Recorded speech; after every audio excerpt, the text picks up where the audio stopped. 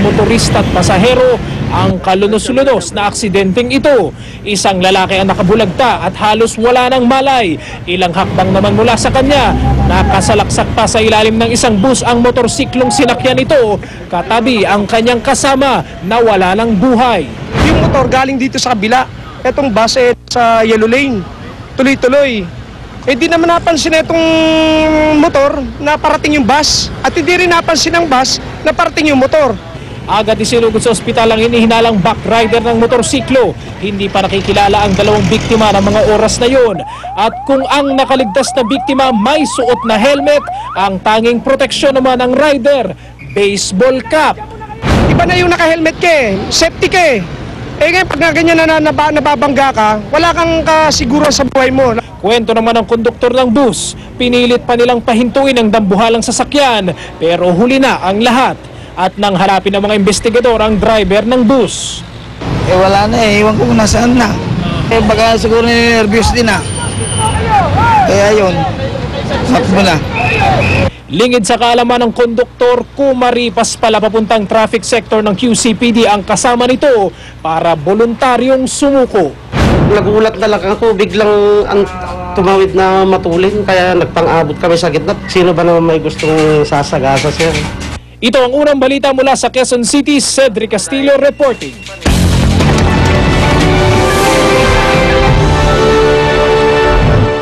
Isang truck sa China halos mapatayo matapos umangat ang unahang bahagi nito. Nawalan ng balanse ang truck dahil sa bigat ng karga nitong bricks. Mahigit 10 minuto ring nakaangat sa ere ang unahang bahagi ng truck. Abot-abot naman ang takot ng driver na nasa loob ng truck. Wala namang naiulat na sugatan sa insidente.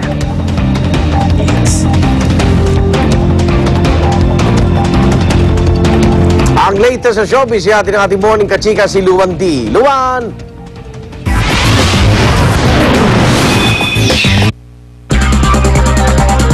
Salamat, Igan. Mga kaibigan po ng namayapang veteran character actor na si Paquito Diaz, sinariwa ang alaala ni Paquito sa kanilang pagdalaw sa burol. Mula sa Parañaque City, may live report si Micaela Papa. Mika? Luan, patuloy pa rin ang pagdating ng mga nakikiramay sa burol ng yumaong aktor na si Paquito Diaz dito sa La Funeraria Paz, Manila Memorial Park sa Parañaque. Mga kaanak at kaibigan sa industriya ang nakikiramay sa burol ni Paquito Diaz, ang batikang aktor na sumikat ng kontrabida sa mga pelikula. Kasama sa bumisita ay ang action star na si Philip Salvador at ang aktor at ngayon ay board member ng Quezon na si Gary Estrada. Nakigamay din sa pamilya Diaz ang basketball player na si Bong Hawkins. Nagpauna naman ng mga bulaklak sila Senator Jinggoy Estrada, Senator Bong Revilla, Senator Tito Soto at Lito Lapid. Ito na ang ikatlong araw ng burol mula nang ilipat ang labi ni Diaz pabalik ng Maynila noong linggo. Naunang binurol sa Bicol si Diaz matapos siyang bawian ng buhay noong Huwebes dahil sa mga komplikasyon na dulot ng sakit na pneumonia.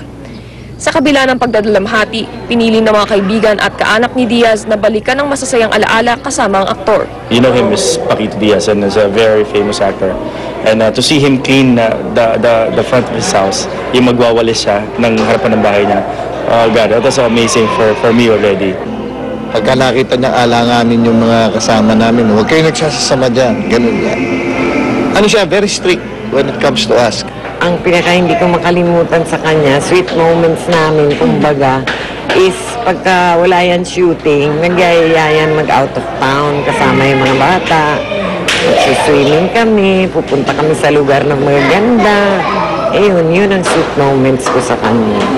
Para dun sa mga friends niya at para sa akin, siya yung bida ng mga kontrabida eh. Pag naaapi yung mga kasama niyang kontrabida, bakit mo naman ginaganyan yung mga kasama ko? Luan, mananatiling bukas ang burol sa publiko at sa Huwebes, alas 10 ng umaga ay ihahatid na sa huling hantungan ang labi ni Diaz at ililibing dito mismo sa Manila Memorial Park. Yan ang latest mula dito sa Parañaque. Balik sa iyo, Luan. Maraming salamat, Micaela Papa, nag-uulat live mula sa Parañaque.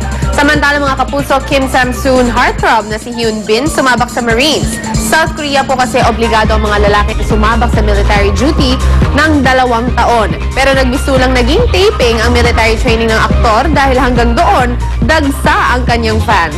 Kaya naman napaluha pa si Hyun at sinabing mamimiss daw niya ang kanyang mga tagahanga. Si Hyun ang isa sa mga pinakasikat na aktor ngayon sa South Korea.